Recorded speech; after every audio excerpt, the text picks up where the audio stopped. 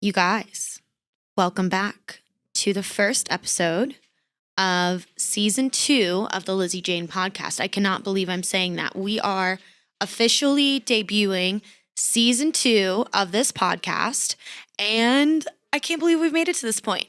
I really wouldn't have made it to this point if it wasn't for people learning from this podcast, people enjoying this podcast, people coming up to me at shows and saying they love tuning in every week. And we are taking it bigger and better and larger guests and longer conversations and more activations and everything in between. We are doing the podcast this year live at a series of festivals. We are doing more remote podcasts with international artists. We are doing more locally recorded podcasts with Denver acts, artists that live here that are nationally touring, and so much more. And I just cannot wait for you guys to see everything we have in store. Today, joining me is the one and only YULTRON. He is an absolute legend in the scene, producer, artist, touring DJ for a number of years, involved in electronic dance music for over a decade. He is originally from Los Angeles, California. He now lives in Texas. He now has a family and a baby and so much to reflect on and chat about. And it was just such an enlightening conversation, him looking back at his journey, some things he's learned, some things he's doing more in the future. And he has recently debuted his new project GOTHPARADE, which is pushing the sounds of hard dance and hard techno, which is coincidentally on the rise in the United States, even though he has been doing this for years and years and years before the train has arrived in the States. We talk about just so much, so let's just hop into it. Again, this is the first episode of season 2 of the Lizzie Jane podcast. Make sure to stay locked in by subscribing to my YouTube channel, following us on Spotify, following us on Google Podcasts, rating us as well will always help. And the best way to share the podcast is always by word of mouth. So if you love the conversations and what we're doing here, please share it with a friend, comment, share on your stories, tag me, I'll repost it always. I appreciate you guys so much for listening each and every week.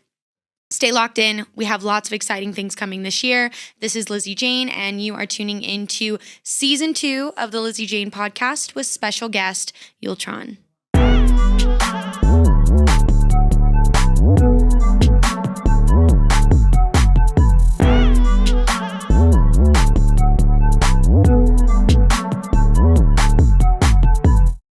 The show today was brought to you by Vitaplur E-Boost Gum. With no pill to take or powders to mix, Vitaplur E-Boost Gum is a first-of-its-kind energy rave supplement that provides magnesium, electrolytes, and antioxidants while you chew. Vitaplur is the perfect complement to my active lifestyle, whether it's at the festival, on the road touring, or hitting the gym. Chew Vitaplur and dance with confidence.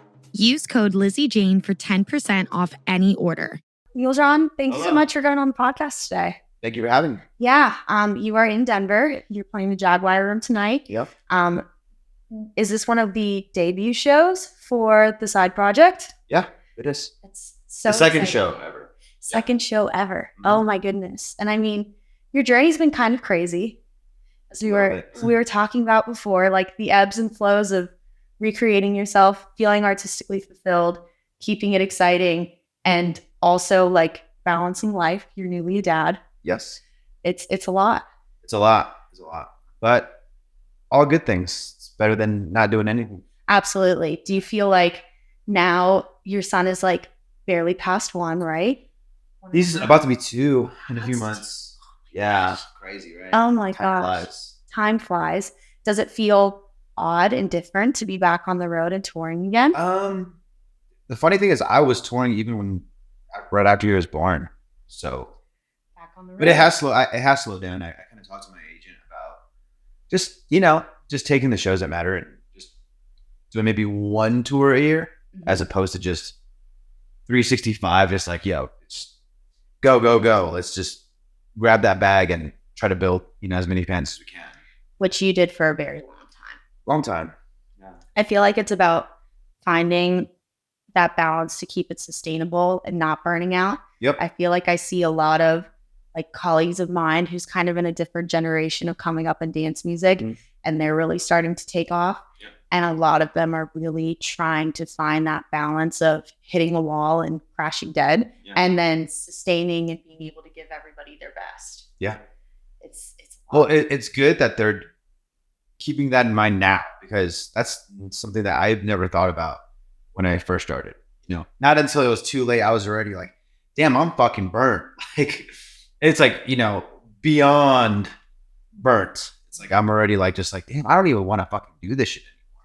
Yeah. You know? It makes you hate it. It makes you resent the lifestyle that you've chosen, because it's a weird job, you know? It's a weird job. It's not a part of like general society. And you're originally from LA as well. Yep. Correct. So coming up in LA, you know, how has it changed? Is it different? Like, have you seen the scene in LA evolve? Honestly, I'm so removed. I've removed myself from LA. Okay. I live in Dallas now, so it's just kind of super slow paced. You know, it's just completely the opposite of LA. Mm-hmm. And I'm born and raised in LA, so it's like that sort of dog eat dog type of mentality was just instilled in me since, you know, I was raised with that kind of mentality. So, you know, I grew up being friends with like actors to, you know, obviously musicians and, you know, comedians. Like, just entertainment is such a huge part of Los Angeles that it's like I was exposed to that sort of like scene early on, and going the complete flip flop now, it's just like a breath of fresh air. I'm like, dude, this is what normal people grow up with, and then they move to LA to be a fucking rock star, and they go hard, you know, into it. But it's like, for me, it's just like I was born in this world, and now I'm kind of just chilling, and I love it. Mm-hmm. Yeah, and I need it. You know? Absolutely. And I feel like, especially for you knowing how it was being raised as a kid, I'm sure your son's going to have a little bit more of a normal experience than potentially you did. And I don't think that, especially in this climate, is a bad thing at all whatsoever. And that's why I wanted to just stay in Dallas, because it's a very, you know, Bible Belt, you know, state. Yeah. And, you know, everyone's very homey and down to earth, and, you know, just country folk. And, you know, like, that's how I want to raise him. I want to raise him, give him the roots that I didn't have, in a sense of being more wholesome, and not so much, you know, oh, social media, like, oh, how many followers do you have? Oh, did you see this TikTok trend and shit like that, you know? So that's how I want to raise my son. Absolutely. And then, you know, when he gets to that age where he can choose if he wants to be a part of that environment, he has those roots, the morals, the values, politeness, you know, just being wholesome. And I just think that this world needs more genuine people. And in the age of TikTok and social media, and how much it's done just to our industry in determining factors of your worth, your value, it's almost this weird thing. And it's really different, because I feel like I'm a younger generational artist. And obviously when you got into this. You saying I'm old? No, I'm not saying you're old. I'm saying you're experienced. You're accredited and experienced, and you've been around the block enough. To a degree, I would say, yeah. To you know, see things potentially change from what they used to be. And I feel like even 5 years ago, when I looked at this industry, it was like, okay, are you about to climb this mountain and take this on? You know, in the back of my head, it was always, okay, if the music is good enough and the brand is strong enough, that will speak eons, that will move mountains. And I don't know if that statement is true anymore without the social media presence and feeding into, I guess, the algorithm of what today is. And, you know, now with your side project debuting, you know, under the YULTRON name, under GOTHPARADE, correct? Yep. And pushing this like hard techno sound. You know, I've seen you like very cleverly on like Spotify and other distros, you know, attach it to YULTRON. So your fans are getting kind of like that era and like kind of like grandfathered into that next chapter and project. Just trying to give it as many legs as possible, you know, but I do think at some point fairly soon here, I'm just going to remove the whole YULTRON thing out of that equation, because I you know, and I say this like all the time, these days is that, you know, amongst like the techno listeners and the patrons that go to these shows and listen to music, they're very protective of this music, right? Mm-hmm. And when you put the YULTRON name behind it, like I'll give you an example, like a blog, you know, like a social media account posted that, you know, oh, YULTRON started his techno project, and all the comments, it's like more engagement than I've gotten in fucking years. And it's like everyone's just like, God, no one asked for this. The shit that no one asked for. Oh God, here we go. Fucking, you know, I mean, they were even adding like other artists that are trying to do it. Just like, oh, straight up, like, yeah, just join Valentino Khan and who else do they say? And say my name in this fucking other, you know, big room to, you know, TikTok techno bullshit, blah, blah, blah. I'm like, Jesus Christ, this is fucking like vicious. Like, Vicious. these, and the thing is, it's like, I go on these people's pages, and this is something that I told myself years ago, like when I kind of just, not necessarily went on a hiatus, but I kind of had this breakdown. I'm like, dude, I don't like people talking shit, and like, I don't like being absorbed into this fucking toxic world, right? But I did it anyway. I clicked on their fucking profiles and kind of saw who these people were. And it's like, I'm like, they don't even go to techno shows. What the fuck are they talking about? You know? And, you know, and I want to make this clear too, because like, you know, there's some techno people that are going to watch this, that it's like, if you actually look back at my old shows, I've never done the whole, I'm going to put this really poppin' up and coming guy on my show to pad my show to get more ticket sales. I've always just done it myself. I've never put on any other up and coming act just so that I can propel my brand or propel my show's sales. So it's always been my friends and it's acts that I really fuck with. And if you look back at my old dates of like shows, I put on like, you know, hard techno acts from America because I like that music. And this is like 5 years ago, 2019. So it's like was hard techno even popping then? Like people didn't even know what that was in America. People barely even knew what it was in Europe. It was like really starting to pop off 2017, 2018, like really in Europe. And I mean, hard techno's been around for fucking ever, but like in terms of like a popularity thing, yeah, it was never popular. So if you actually look back and did your homework, I've been on the hard techno shit. So now that it's popular, it just doesn't make sense that people are like, oh, YULTRON's fucking doing hard techno. What? That's fucking bullshit. Blah blah blah. I'm like, guys, you know, just do your fucking research. I've been on that way for a minute. So. Well, and it's hard because the typical keyboard warrior doesn't like to do their research. No, they don't. And, you know, they don't want to look into it. They shoot now and then they aim later. Right? Yeah. They don't genuinely care. Fine. It's fine. But you know, at the end of the day, it's like, if they're so passionate to have to comment about it, they're going to check it out. So great, I can check it out. Oh, it's, you know, I may change some minds. It's the all press is good press kind of situation. Not always. Not always. Not anymore. Yeah. But you know, just having awareness of like, hey, like this is happening, whether you like it or not, whether you want to support it or not. And as we were talking, you know, before the podcast, you've been not only on the hard techno wave, but you've been building this project, this alias, for quite some time. Yeah. And, you know, just in that matter of time, you happen to have a child. Yeah. You know, we happen to be coming out of the pandemic. Yep. You happen to do a whole full-on rave tour under YULTRON. Yeah. And that's a lot of shit to balance in addition to your presence like in the tech world and like doing other endeavors that I know you're very into. I am. So like just kind of surround myself with, you know, other things beyond music. So that's kind of what I've been doing the last few years. It's just kind of exercising my brain beyond being creative and just more, you know, because being in the music business, to be successful, you need to be entrepreneurial. And I think to have a good business sense is super important in building your career musically.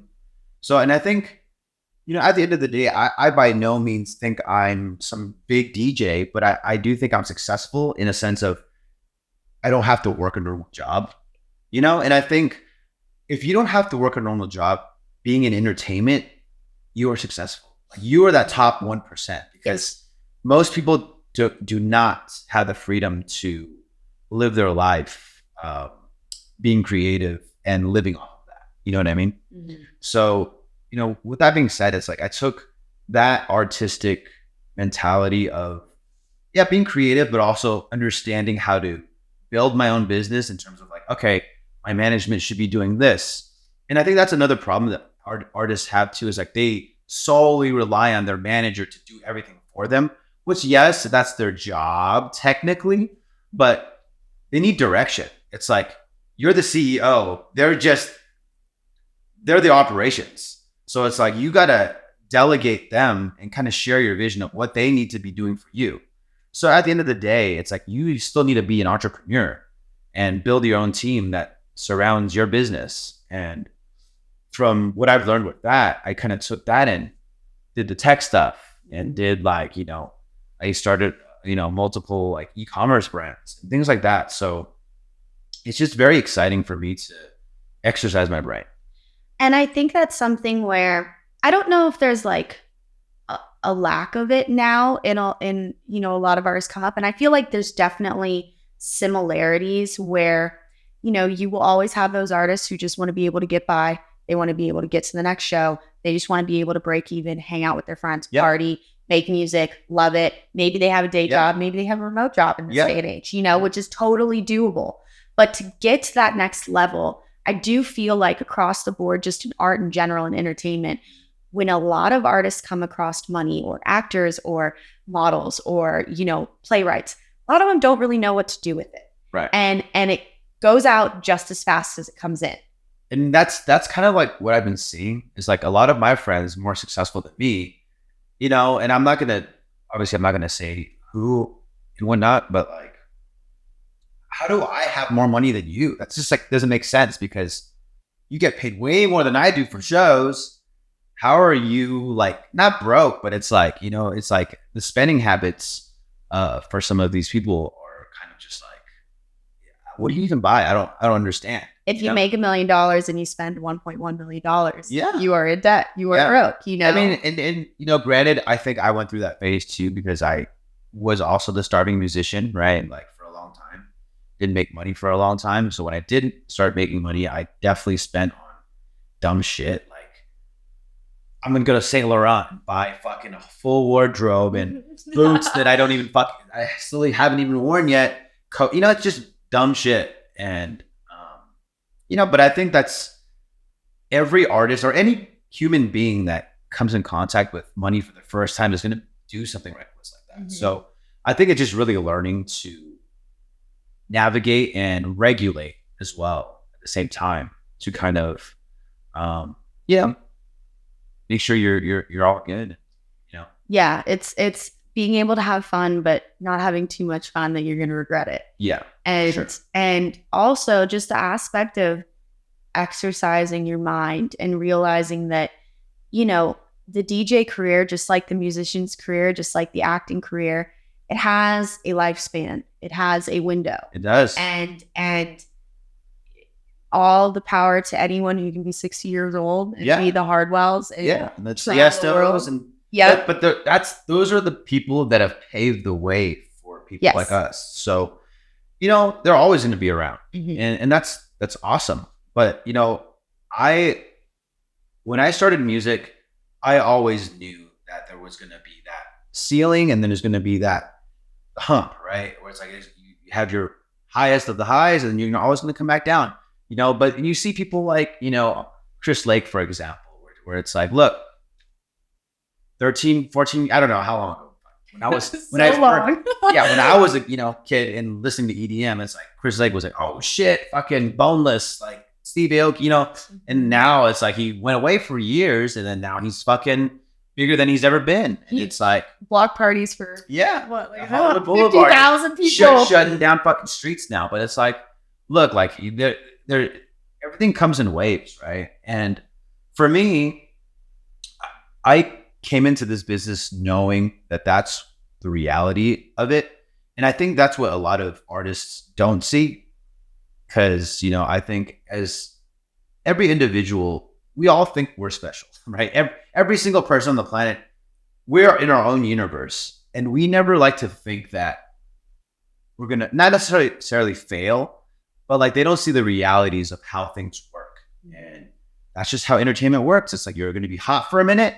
And then you can be not hot just like that. And, you know, my own project as YULTRON, you know, in particular, it's like, it's kind of like a similar case, right? Where it's like, yo, like I had a lot of momentum for a few years. And look, granted, it's died down. I had a kid, and there's a lot of different aspects that are in play for, you know, the reasons of being why this is happening. But it's like, you know, like it's never bothered me. I'm not like, oh my God, I've fallen off and no one's, you know, listening to my shit or likes my tweets or whatever the fuck it is. Like, I don't care about any of that shit. And I think but I used to. It's like the ego bubble, especially being a DJ, especially being in the limelight of anything. And I think being a father also changed me a lot, like drastically. Like I definitely think I'm a different person now, for sure. But I do think even prior to that, like having this like I had a huge mental breakdown a few years back. And it was like I was severely depressed. And I'm at the point now in my life where I can openly say that, but for a long time I just didn't want people to know. As to like a lot of depressed people, like they don't really tell people they're depressed. You know, often they seem more okay than other people. And I think that's kind of like people like, what, you're depressed? You're not depressed. Well, I'm like, you have no fucking idea, dude. Like, just because, you know, I don't seem like it doesn't mean I'm not. It's like, well, you're successful, you're popping right now, blah, blah, blah. And at the peak, I would say at the peak of my career, that's probably the most depressed I've ever been in my entire life. Isn't that interesting? Isn't that a thing? Because you're not the first person who said that. And I don't know if it's not necessarily the loneliness, because when you're at a certain level, you do have people around you. You do have a tour manager. You maybe do have a significant other that's traveling with you. You do have people in your corner that are rooting for you. But whether it's money or playing all the festivals that you've ever wanted to play, or signing all the songs, or having a song go platinum, like it doesn't mean happiness. And I think there's like a differentiation. Again, before we were talking, and I was telling you that I have to put an importance on my personal life away from music to have that balance, because that's what fuels my happiness and creativity. Yeah. And you got the right mindset, because I feel like a lot of it too is that like most people don't realize that when you're coming up and you have momentum and you're building this thing, the pressure just stacks exponentially. So it's like, sure, I made X amount of money for one show or a festival, and I get this many likes on my pictures, or this many people are paying attention to me and whatever, great. But like people don't realize that like with that comes along with all the other bullshit, which outweighs the pros. Like honestly, because it's like, and I don't even know, there isn't even one specific thing that I can pinpoint that made me depressed. I think it was just, realistically, it's like, it's just so many things, right? And, you know, a few things, for example, is like, one, the people that are coming around weren't really around before, but they were cool people, and like cool people, right? Like popular people that are coming around. Oh, I'm hanging out with this person, that person, whatever. And it's like, it's awesome. And I'm living this fucking dream that people would dream about. And that's the loneliness that you're talking about. That it's like, yeah, there's people around and people act like they support you. Oh man, I'm fucking killing it. Everyone loves me and this is cool. But like, there really isn't a sense of like, real love, I guess. Like, would they be there if you weren't guest listing them? Would they be there? But this is, it's not that I realize it now because I've already known this then. I'm like, yeah, when I'm not popping, these motherfuckers are not going to be around. Yeah. And look, like, I'm not saying I'm like, oh, I'm like just completely fall. I'm still selling out shows. Like in LA, I sold out the last 2 shows that I played there. And it's like, I still have people that really support me that I owe my entire life to. But like, at the end of the day, it's like, the social media presence isn't where it used to be. And the people who used to be around, I wouldn't say they don't answer my calls because I don't even text these motherfuckers anyway. But like, you know, for example, like I would play a show back then when things were really like hot. They would be at my show. Like I wouldn't even know I'm like, they didn't ask me for guest list. I don't know how the fuck they came to my show, but they're there in the green room. I'm like, oh, dude, what up? Oh shit, these guys showed up. Cool. Yeah. Awesome. Now it's like, not a single motherfucker shows up. And it's like, okay, it's still a sold out show. I'm happy. I'm here for my fans anyway. Has nothing to do with my friends that are around at my shows. But look, just because it's not a shrine fucking all over fucking every social media blog type of show, these guys don't want to come to it, you know? And it's like, it's cool. Like, I don't give a fuck. Like, you know, it really doesn't mean shit to me. But, you know. It's so interesting, and it's so like reading through those transparent lines. And I think people experience that at every level. Oh, yeah. You know, like whether you're the pop and resident DJ or you're selling out the fucking shrine, like you're always going to have people. And I hate to say it, I will credit my boyfriend for this word.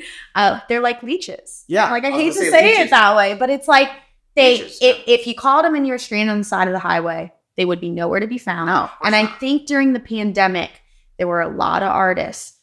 It was just not easy to see a lot of them kind of have that reality facet of, whoa, where'd everybody go? Yeah. Like now I'm alone. I'm not touring. I'm at home. I've lost my income. Yeah. And these friends, these people who have either, you know, done little to none, but they were on my team, or they traveled and they came to every show and they were groupies or whatever, they're not there. Right. And there's no one to talk to. Maybe, you know, in this line of work, as it's a very odd job, you miss a lot of family shit. You miss a lot of holidays. Yeah. You miss a lot of opportunities to find a life partner, to celebrate friends and build real friendships. And when none of that's been developed because your whole life's been in the scene and then the scene gets taken away from you, that leads to a very problematic headspace. Oh, for sure. And I think a lot of people came out of COVID. I mean, I think it really wiped the slate a bit, and it really did allow a lot of good things to happen. Sure. Don't get me wrong. I wish it would have never shut down. I think everybody lost momentum, opportunities, money, all of this shit. But it gave space for new subgenres, new niches to prosper. It gave the opportunity for, you know, everything but fucking TikTok, you know, the Twitches of the world, you to stream and reach people everywhere from China to Europe to the United States. And new artists came out of that.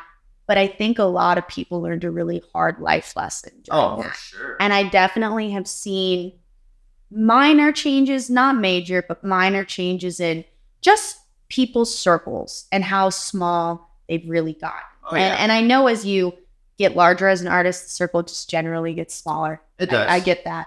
But, you know, then I think it's just more of almost an industry side of things. There's people who are in the industry and maybe they don't do fucking shit. Right. Or they do great stuff and they do work with great teams. And especially in my own shoes, you kind of almost seek for that like stamp of approval. Right. Like, are we going to fuck with you? Are we going to actually support you? Right. Throw you a bone, throw you a support slot. And in those like justifications that kind of pose me to make certain choices and decisions, or maybe release certain music, or you get on this, I want to get on this label, but this art isn't really necessarily true to me and my vision. Right. It's all like a balancing act. And you at the end of the day just have to be able to pull yourself away and say, okay, am I being me? And especially what you said about the manager agent thing. Right. I think a lot of young artists, myself included, making this mistake many times, you get with these people who kind of come across like, we know it all, we're really experienced, and you almost feel like you end up working for them instead of them working for you. They work for you. Mm-hmm. You do not work for your manager. And I think that's a very archaic model anyway that people tend to fall into. And you know, like I think the thing too with at least my career and my experience is that like, you know, a lot of my old friends that I came up with, like we still talk all the time. Like for example, like I was with Ghastly 2 days ago. I love David to death. And that's someone like that I've known for 12 plus years, right? Like, oh my gosh. We were all in fucking Jauz's apartment. This is before Jauz was even Jauz, right? It's like IO, Jauz, Sullivan King, Ghastly, me, Kayzo. Like we were all literally just, it was a whole little scene. And no one was really doing anything. The big labels were like Dim Mac and, you know, what Pop else? it at the top. Yeah, what else? What else was there? Mad Decent. Mm-hmm. But like no one had a shot at getting this. They were super cliquey. I don't know about now, but But shit is still super clicky. It is. You know? It is. But I guess the point I'm trying to make is that like a lot of my friends as artists, like, yes, some of them were on Denmark, some of them were like Outslaw, whatever the clicky shit. But majority of us just did our own thing. We had to fight our way through all that noise because it was like the Wild West, you know, at the time. Now I don't see that so much because it's the same things. There's the new Mad Decents. There's the new, like, you know, popping labels that everyone wants to get on. Oh, I want to get on Wakan. I want to get on Dead Beats. I want, you know, this and that. And it's like, great. These are great labels and they have great like rosters and great releases, things like that. But there's just a lot more outlets for people now than I had back then. So the way to do it for us was really cultivate the scene, which started in LA for me at least. You had to build the culture. Yeah. And we all built the culture together. And I think that's something that me and Gassy were talking about was like, man, everyone's kind of like gone. I'm like, who else is in town? Like, we've been hanging out with David. He's like, honestly, I've been, you know, no one really. Like, I hang out with Joyride and them a lot, that camp. And, you know, we're at the studio all the time making music. But it's not like how it was back in the day when it was like, we'd go to fucking Space Yacht every. This is before Space Yacht was even Space Yacht. This was like a tiny, dinky little spot that all the industry people would just go and hang out, and we would just have fun, drink, and like just chill. And the CDJs were there, would spin. Sunny would come sometime. You know, like people would. It was just like it was the scene. It was awesome then. You know, and I feel like now it's kind of so dope. It's like completely dead. Like it's, you know, granted now music has taken such a turn where it's like the big genres are what? House and fucking dubstep. That's it. Like, and obviously we're talking about hard techno, you know, drum and bass. These movements are coming, but it's by no means big at all. There is no scene for it. If you have a hard techno act come and play Mission Ballroom, ain't no one gonna fucking be there. But it's like, I guess what I'm trying to say is back then it was like there really wasn't a specific genre that was big. It was more like you just had to make cool shit. Right? You just had to make cool shit. It wasn't like, oh, house is trending. You're going to have to do something for TikTok. And like unique stuff. Unique sounding music. And don't get me wrong, there's a lot of innovative motherfuckers out there of course. that are pushing boundaries, that are pushing technical aspects. But again, are you producing for other producers? Are you producing to continue this wave and pushing electronic music forward? Right. And that comes with taking risks, sounding different, having not everybody hop on board, not everybody like it. And I think just in the culture we're in, because I deal with it every fucking day, it's about the compromise. We like this, but we don't like that. Right. We like this, but we don't like that. And then at what point do you put your foot down and you say, well, I like this, and I believe in this. Right. And if it doesn't resonate with your fan base, then it's probably not the right place to go. Right. Yeah. You're absolutely right. It's interesting because, I mean, there's so many labels out there. And I think that there's really dope, small niche labels that are doing like the Lord's work and like putting out very cool, eclectic. Give me some examples. Like Jauz. I don't know what that is. So they're like a released drum and bass 4 years ago that kind of took off. Hybrid trap, What's So Not just had a release with that. Okay. And very underground, cool, Dome of Doom stuff with, you've got Sheen Drums label, you've got just very niche. Infected Mushroom has a really fucking cool label that like Thundercat does stuff with. But this is kind of exploring out of, EDM, EDM.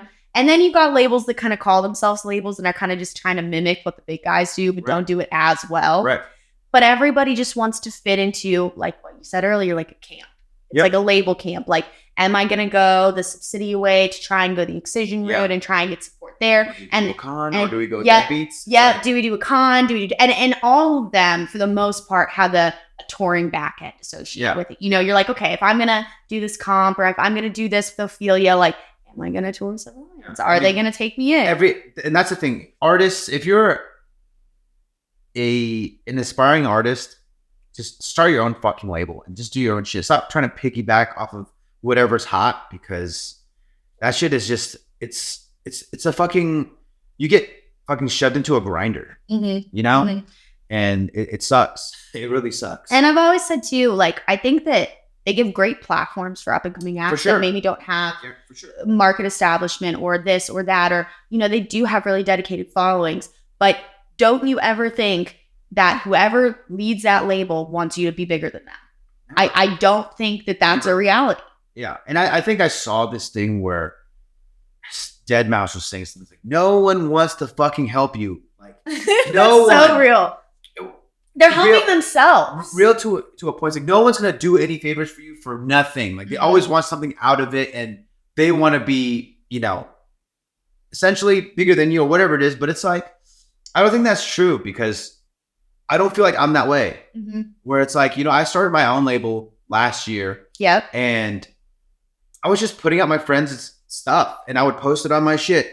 I'm not trying to fucking get anything in return for it. Like, I really do not have any sort of compensation from it. I'm putting my own money, like literally, like out of my own pocket to, you know, market their shit, like for ads, for arts, for video, whatever it is, and utilizing my platform, however big that may be. I don't even know anymore, but it's like, at least it's something. And it's like, in my mentality, and this is what switched in the past few years, where it's like, I built this thing myself, and I could be that guy that's like, nah, fuck off. No, fuck it. I want to do my own, you know, it's like, it's my camp or that's it. Like, fuck everybody else type of thing. But no, dude, like, I want to be able to help whoever the fuck needs help. And especially if I genuinely like the music and I like them, like, fuck yeah, I'm going to, like, I don't care if they're bigger than me. Yeah. Like, even if let's say one of the records fucking went and they became this fucking big superstar, fucking that's awesome. Well, it's a feast, not famine mentality. Right. And I think that there's a lot of people in this industry that fight for that. I think there's a lot of lovely people who want people to fucking win. I agree. And then there's people who want you to choose. Are you on this team or are you on this team? Because if you're on this team, we're not going to fuck with you. That's the majority right now. Yes. You know, yes. But that's everywhere. And I think a lot of people miss the point too, where it's like, these guys that you want to sign with, they started from where you were too at one point. And the reason why they are big is because they cared about art at the time, and they didn't care about being cliquey and whatever. They cared about getting their music out so that everyone can listen to their cool art. Mm-hmm. And when shit worked out for them, it became this fucking machine that everyone wanted to jump on. And then they had to be gatekeepers at that point, and be businessmen and business people. And that's where we're at now, right? It's these pockets of like camps that are doing, I'm not saying it's malicious or that's just, they're intentionally doing that, but it's just kind of, we're in America. It's a capitalistic society. It just ends up being that way. But I'm just saying, like, if artists want to be successful, you can easily just do it with your friends, because if your friends think it's cool, their friends around your community are going to think it's cool. They're going to go to your shows, and then you just grow up from there. And I think that's kind of like the problem that I've always had, was like, I was always chasing when I was trying to come up. Yo, I want to get on this label, on that label. I got rejected from everybody. No one wanted to fuck with me. Nobody wanted to fuck with me. And I was like, I'm just going to have to do it myself. Like, me and my manager had this conversation the other day where I'm like, dude, we're successful, dude. Like, you know, granted that like it's not where it was, but like, look, no, we took no fucking handouts. Like, we built our own scene. Like, I have people that really support my project. But where does my project live in the grand scheme of where everything is right now? Or even like 5 years ago, you know, it's like, even 5 years ago when the project was popping, I didn't live anywhere. Like, you couldn't put me on a tour because my music didn't make sense with dubstep, and it didn't make sense with house or whatever it is, right? And it's like, I just lived in this gray space. I'm like kind of like the outcast, and you know, but yet everybody still fucked with you, and you were like almost like a loner, where like you could fit in like these, but because like that's how I feel right now. You can put me on an Excision lineup, and I'll do okay. Yeah. I mean, people aren't gonna fucking start mosh pits to me, and they're not gonna be like, holy fuck, I love you, this is everything I wanted. And then you could put me on like an Illenium Griffin lineup. That's like where I'm most similar, Right. but I'm still not making that type of music Right. that fits in with the 7 Right. lines of the world. Right. It's weird and it's unique, but it can fit in these different places. But it's like you have to cultivate your own thing. Exactly. But can you do that where the climate is now?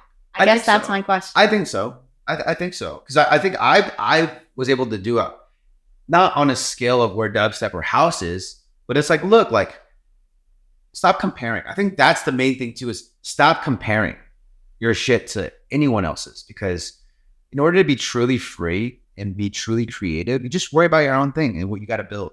And I think was my focus too, was like, yo, fuck all that shit. I don't care about, whatever, like this fucking big tour or that tour. Is like, I'm going to do my own thing. And granted, yeah, like people did want me on their tours because I am worth a few tickets here and there in certain markets. And it's like, I get that. And I'll jump on those tours just to like, okay, maybe some people might like my sets and it helps me get more exposure, which is great. But I think in the grand scheme of things, in today's climate, I think it's starting to come back around where you're starting to see unique artists pop off again. Yes. So a good example for me, I would say maybe Imanu is someone that's like, Love him. you know what I mean? Where it's like, he lives Refreshing. he lives in a space where it's like, oh, it's bass music, but it's also, he comes from drum and bass, and he comes, he's a phenomenal producer. Phenomenal. And you got someone like Not 2, ISO XO, where it's like, yeah, they're, ISO's trap, Not 2's kind of like, he's a bass house, but it's also very It's like different. It's like it's swaggy. different. It's Yeah. swaggy. Yeah. But it's like, he wasn't out there like, how can I make a Chris Lake sounding song so I can get on Black Book? And he wasn't doing that kind of shit. Well, you don't get to the heights of what those two have gotten to by doing that shit. Exactly. You just got to be creatively free and just express yourself creatively and have your community, built around you. And that's what they've done. Obviously they've done it very quickly, but it's like, it can definitely happen still. Yeah. Because we're seeing it more now than ever. Because I think prior to around pandemic or even before that, it was starting to get really fucking stale. Yeah. And when you see the consumers and people who couldn't even begin to understand about the back end of the industry start complaining, right. You're like, okay, there's like something going on here where there needs to be a reset. And I think that's what the pandemic did. Yeah. It gave a reset to people where it wasn't like we're frying up eggs in the morning and fucking listening to rhythm. Yeah. And the Amanus and the Noctus and ISO XOs of the world really prospered, but that, again, comes from years of work. They've all been doing it for years. Yeah. And I think a lot of people don't realize that sometimes. That, they think it's not overnight. Pops out of somewhere. And usually if they pop out of somewhere and they really haven't had that growth period, they usually disappear as quickly as they showed up. Yeah. I'm sure you've seen that, especially. I'll give you a list. Yeah. I'm not going to give you the list. Yeah. But we can all come up with a list. Like, man, what happened to that guy? Yeah. And it's like, that's why you just don't piggyback. Just do your own shit. Good things don't come from favors. Maybe certain opportunities, but I mean, whether it's an agent picking you up because they're with a bigger client or da-da-da-da. We see it time and time again. Right? Always. Where it's like, why is this guy at every fucking festival? And then 2 years later, he's on nothing. Nowhere to be You never hear from them again. And it's like, it sucks because that's the whole favors game. Yeah. They roll the dice like, oh, hopefully this picks up. We're gonna bet on it. Yep. 1 out of 10 will work out. Yep. The other 9 get benched. I don't even think 1 out of 10 works out. I think I think a lot of the labels and agents kind of wised up now. They don't even take on acts that aren't actually doing something, right? Where it's like, oh, he's worth tickets. What is he doing? What kind of music? Oh, the music's sick. Oh shoot, I love the brand. I love the way he's cultivating it. Let's pick him up. As before, it was more like a manager favor. It's like, oh, that's so and so's artist. They know what they're doing. Let's pick it up. And it's like the archaic. It's the archaic model that we're talking about. Yeah. It's like it's been around for so long and it's always worked that way. Let's just try it. And I think everyone's adapting. Everyone's shifting right now. Like even on There's such a shift. I see a lot of artists who had their day in the sun, and in the new age of social media, they want to throw everything out the window. Yeah. And I get it. It's frustrating. It's frustrating, but it's artists, in my opinion, that are in a very different space and experience that you've personally had, where, I mean, I guess, it's always going to be ebbs and flows. I think a lot of people, again, they think it's going to be this like gradual up up the diagonal line where they go success, success, success. And it very rarely happens for people that way, if any at all. When, you know, you felt like YULTRON hit this climactic point where you had, again, done everything you wanted to do, accomplished so much shit, you know, had fun, built a brand, built a community, say, okay, what's next? You know, I think there's two types of people. They either say we rinse and repeat, and maybe we reinvent and we do a little bit of shit differently, and we'll come out with an album every year and we'll do a tour every year, and that's going to be my life. Yeah. Or, okay, now it's time to pivot and do something different. Yeah. And like when you kind of hit that climactic point, when you have those ebbs and flows, are you someone who kind of says, all right, I'm ready for something new? Or, all right, maybe this isn't hitting how it used to hit. Let's pivot. Let's reinvent. No, I've never been that person where it's like, oh, it's not popping anymore. I got to try to do something. I've never been that guy. Okay. And I think for me, the reason why things aren't moving like it used to is because I just didn't care about it anymore. I wanted something fresh. And I think I spent 10 years of my life pursuing this project. And, you know, like I was saying earlier, I may not be the Tiestos or the Skrillex, you know, like these big guys, which I think everyone wants to get to. Yes. It's like, it's going to be very, very rare. It's even rare for them to be where they are. So it's like to be that guy now in today's climate when everything's so saturated and everything's been done. It's nearly impossible to be a Skrillex now. Like there is not going to be a Skrillex now because it's Skrillex. He's there, right? But it's like, for me, it's more of like, I spent 10 years doing it. We don't have that much time on this planet. No. Do I really want to spend 40 years of my life DJing? Is that what I want to fucking do? Sure, I love music, and I'll probably always make music for the rest of my life. But it's like, I feel like in my mind and in my life, like I've always wanted to do other things where it's like, look, like I was mentioning earlier, I've learned a lot about business just building my own music project.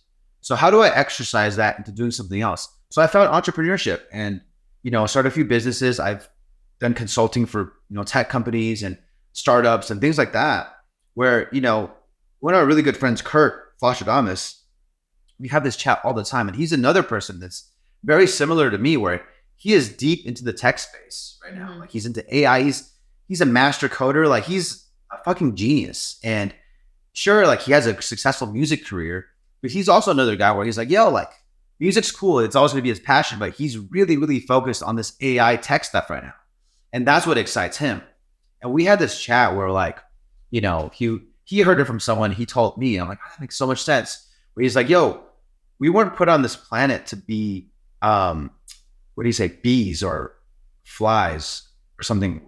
Bees or flies, where it's like you're only here on the planet to do one thing for like a short amount of time and you're gone. Yeah. You know, it's like we're here to do multiple things with our lives.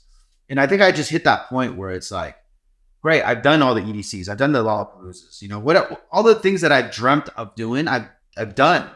So what else more should I be trying to grasp at? A better time slot? Like, is that really what I want to be fighting for with my life and my energy? Right? Do I want to be arguing with people and getting these thoughts like, why the fuck is he on this lineup? And he's got a better slot than me and blah, blah. And we're all guilty of that.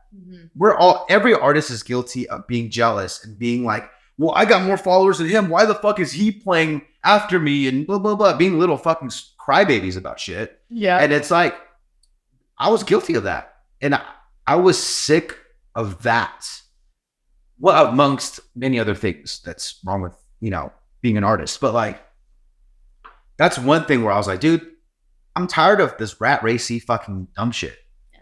Like, fuck all that shit. Yeah. Like such a rat race. You have to play the game.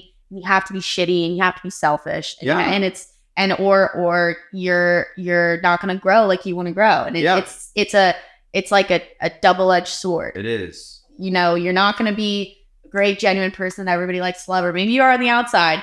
And then on the inside, you have to be, well, fuck them. We put in our work and our time. We deserve to be here. And it's like that endless battle of, okay, is this shitty? Like, am I being shitty? Yeah. Yeah. But yeah, you are being shitty. Yeah. Yeah. Everyone's being shitty. I mean, like that's the game. Mm-hmm. And you got to play it to be successful, which is shitty. but that's kind of like the rules essentially. And you know, that's why I'm actually excited about the new project, because I feel like I don't care about any of that shit. Yeah. And I think the fact that I'm successful at being an entrepreneur is just proves my point, where it's like, you can just do your own thing and be successful. And you don't need to worry about this rat racy shit. And so going from music and taking a little kind of like a mental break from being creative, and like, sure, I was still touring and like putting out songs, but my heart just wasn't in it, you know? And breaks are good too. Yeah, they are.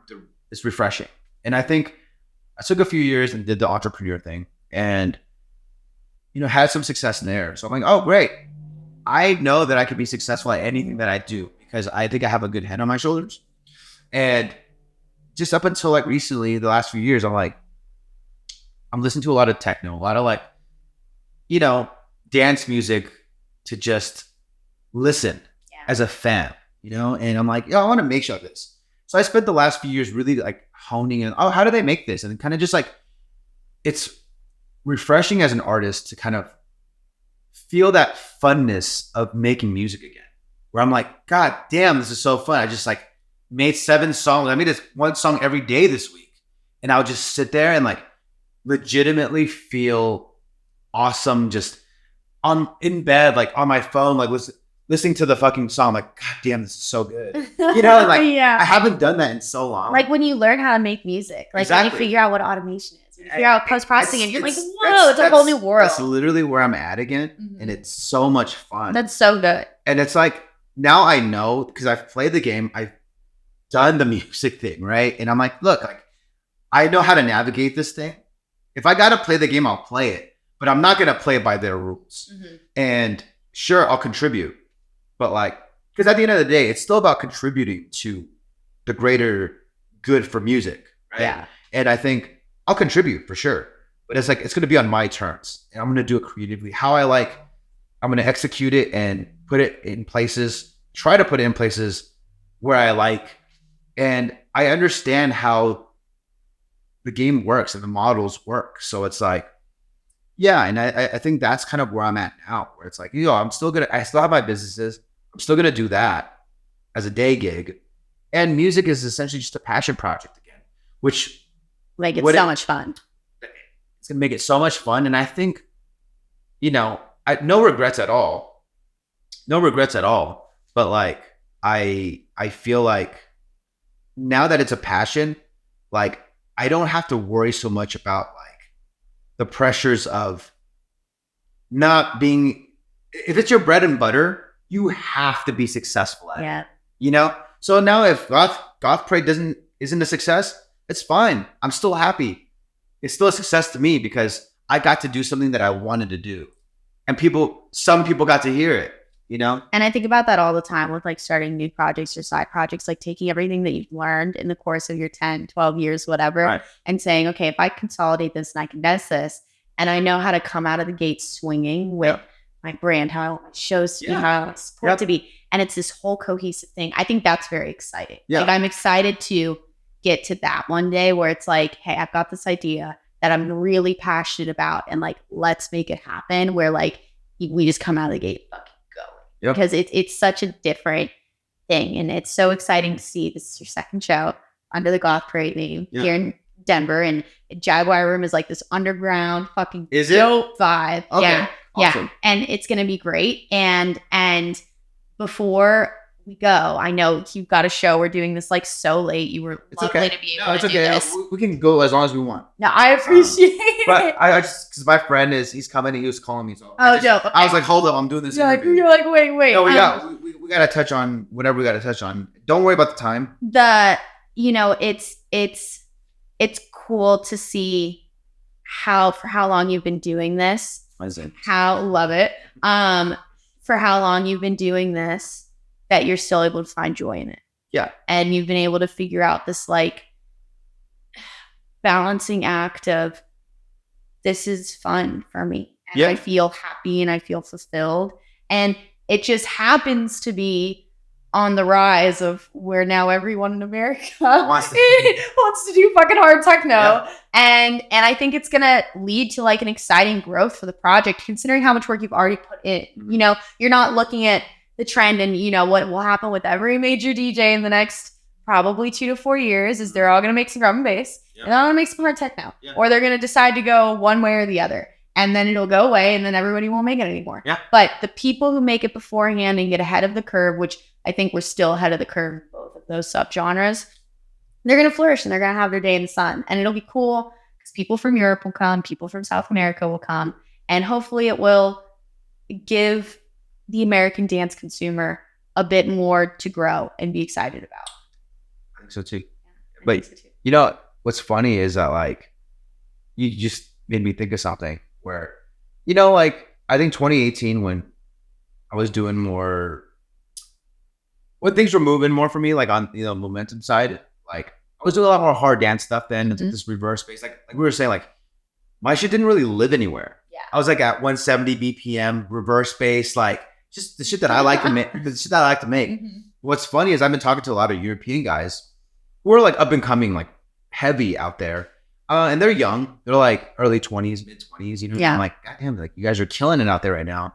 And this new guy that I've been talking to, like this new artist that I found out about, I was just chatting with him, and he was like, "Yo, what are some of the songs? Can you send me some songs that you've done before?" And you know, because we were talking about like mixes and like mastering, like what do you guys use for like, you know, like I'm trying to dig into their brain on like, how do you guys make this kick? Like, what's on your master? Blah blah blah. He's like, yo, let me hear like some of your old stuff. Like, I want to see, you know, what you make and blah, blah, blah. And I was like, yo, I think my biggest song that maybe like I'm gonna be a raver or something, like from back in the day. He was like, wait, I played this song in my sets. Like, this shit's going off in Europe right now. It's a cool moment. And I'm like, this song is fucking 6 years old. What do you mean Yeah. it's going off in Europe right now? And I'm like, that kind of makes sense actually, because recently I've been tagged in like videos from like European, like this is girl DJ, I forget her name, but she's like really big. Sarah Laundry. No, it's not Okay. Sarah. But, Okay. but like it's another female techno like DJ. Got it. And she played I'm Gonna Be a Raver, and people in the comments like, what song is this? What song is this? And someone was like, YULTRON, I'm Gonna Be a Raver. And they tagged me, and I'm like, 2018. and then I go to the video, I'm like, wait, who tagged me in this shit? Like, I'm Gonna Be a Raver. And I went to the video, I'm like, oh shit, this was last week. I'm like, oh shit, this shit went off. I'm like, and I was talking to this kid. I was like, dude, like, people are playing this shit right now? He's like, dude, a lot of people are playing this song. He's like, this is like the new wave of like what's popular. Like, it's not techno. This is actually, we just call it hard dance. And I'm like, that's funny because I called it hard dance. 6 years ago. I called that hard dance. What are you talking about? They're like, yeah, we just call it hard dance out here. And it's a little bit of hard style. It's a little bit of like, it's just hybrid stuff. Yeah. And I'm like, huh. That's funny because I was making that side, because now you hear techno stuff, it's like psytrance based stuff in there. Mm-hmm. And I'm like, that sounds like my shit that I was making fucking a long time ago that I don't make anymore. But maybe I should just, you know, incorporate that into the Goth Parade shit because I'm good at making shit like that. And it was just funny. It was actually very humbling. Whole moment. It was humbling. I'm like, oh shit, okay. And then there's some other kids out there. They're like, yo, I loved your stuff from like the trap era. And I was like, God damn, that's like way beyond like 10 years ago. That's like, I started my career making trap, you know, trap remixes and shit like that. And it's just funny. I'm like, damn, these poppin' fucking little techno kids out in Europe liked my shit back then. Like, cool. I'm a fan of you now. So Yeah. the fact that you were somewhat inspired in a sense from my old shit, like, that's kind of cool. Makes me feel old as fuck. But like, look, like, that's still awesome. Full you know? circle moment. Yeah, for sure. Oh, wow. That's crazy. Yeah, it's nuts. Well, it's just like fashion. It's just like other music. Yeah. It all comes in cycles. It does. And I think a lot of shit goes away and then it comes back and maybe sounds a little bit different or looks a little bit different, but the body and like the cohesiveness of it is exactly the same. Yeah. I mean, look, it's every 10 years. Because look, Big Room was popping 10 years ago. Big Room is back. Big Room's back. In techno form. Yeah. Yeah. It literally, it's Big Room is back in techno form. That's literally what it is. That's wild. Holy shit. Yeah. Dubstep too. Yeah. Well, dubstep just never went away. It never went away. It went through phases. And now, you know, you've got You've got the melodic guys who are thriving, the Illeniums and Seven Lines of the world, and all the artists underneath them, Midas, Nurko, all those dudes. And then you've got Excision and like his fucking castle with Sullivan King and shit. And then you've got these like European rhythm guys who are fucking heavy as fuck, like the Infects of the world. And everyone has their place. I think it's hard when, again, you start making music and you don't go, I want to be there. Right. And you just create. But that's what brings in new genres. I mean, I'll always say, like, when More Kismet came on the scene, their 13-year-old self, all of the producers knew about them before anyone else. Right. And I remember being showed SoundCloud remixes when I was 22 years old, More Kismet. Yeah. It's like, who the fuck is this? All of these producers were obsessed with them. And it just birthed this new, weird, frappy, hybrid, melodic rhythm sound. And that's what it takes sometimes. And a lot of people fucking hated it, and then they loved it, and then a lot of people loved it and lost interest, but that's what happens. But now it's here, and now there's a bunch of fucking kids, and you can look up on YouTube, how do I sound like motherfucking More Kismet? and like, that's another thing that's going to make it hard, I feel like, for a lot of people, because it's like, you know, no one's going to create their own shit because they have too many tools now for them to like sound like somebody, and they want to sound like somebody that they don't create their own shit. And I think that's also the problem. And there's also AI that's coming. Right? Oh yeah. And then there's that's also a whole other conversation. I know. That's a whole nother conversation. But it's like, it's tough. It's really, really, it's a lot tougher now for sure for an artist to come up doing their own thing. Yeah. And like, unless you're just that dude or that girl that is so in love with your own shit and you believe in your own shit that you have a good vision for it, you're gonna be successful doing it. It's the vision. It is. Staying true to it. Musically and like aesthetically. Yeah. Like, some people just fucking know. Like they just are so comfortable in their own skin that it comes out in their music, it comes out in their brand, it comes out in like, you know, their video, whatever, all that shit. And like how they voice their fucking tweets and everything. Yeah. Where it's like, those are the motherfuckers that are going to be like good and like successful. But I think majority are just like, they're first and foremost fans, obviously. Yes. They love the music and they love the music so much they want to sound like this. But it's like, you know, I think it's always kind of been like that. But now it's just like, there's so many good artists now that everyone wants to sound like somebody, that no one has their own unique like way of doing, just being them. And I think so many people are so technically savvy now that everyone's making good music. Everyone's making music that can play out on main stage at Ultra and main stage at Lolla and whatever. But like, what's going to make you be different to platform yourself and not just you sending music to Excision or you sending music to whoever. That's literally what's going on here. What's going on in Europe. Like there's so much good hard techno in Europe, but they're all like, not big. Yeah. But they're just getting played out by the biggest guys. And same here, right? All the Excision's rinsing out fucking dubstep you've never heard before. But it's by artists that you've never heard before. And you might, I think majority of them you'll never see, like, ever. Because it's like, they'll never get big enough to switch over to the consumer side where the people actually know who the fuck they are. Yeah. Well, it's because it's more than just the music now, right? You got to have a vision for how you want to take it. You know? And I think the people like Excision and people like, you know, any of these big artists, they're willing to help you out if you just have that vision. Yeah. But it's like, they're not going to have that vision for you. They're already playing your fucking song. They're putting you on. Yes. But how do you take that momentum and fucking roll with it? Yeah. You know, okay, great. Excision played it. Now I got to get my fucking brand dialed in right. I got to get this shit like looking this way. And that's my sound. Whatever Excision likes, that's my sound. And I'm going to fucking dial it all in as like a packaged thing. Yeah. And I think that'll teach kids how to be more like businessmen too, to like structure their team and their whole vision like properly, you know? Yes. Yeah. Yes. And everyone's journey is different, you know, like you're going to have to innovate. There's no step A to Z where it goes here to Excision and then we're there, you know? Foundations need to be laid. Yes. Foundations need to be laid. And if they're not laid a brick, usually they don't last. Yeah. And it takes a long time. It takes a long time to hone your craft. There's a lot of people now, especially like in the influencer TikTok world where it's like, yeah, could you have a team behind you? Could you have somebody making your music? Could you have X, Y, and Z? And maybe it works for a while? Probably. Sure. Great. But for the sake of longevity, which I know isn't everyone's goal, and that's okay if it's not everyone's goal. And I also think it's okay if people just want to make music and not be an artist. Right. I think that's a thing too that like a lot of people don't want to talk about, because it's like, this has become a lot more than just the sake of the music. Yeah. It's how do you sell it? How do you package it? And it comes into that business mindset of you can't do it alone. Can't do it alone. You got to have a team, and you got to be where you need to be in order to have a team. You don't come out of the box thinking, okay, I've made one song and it's out, and where's my agent and my manager, and we're ready to go. Right. You know, it takes a long time to really hone that craft as an artist, to be confident in selling. And I don't think like honing your craft and you don't ever stop learning. You're always going to have to adapt.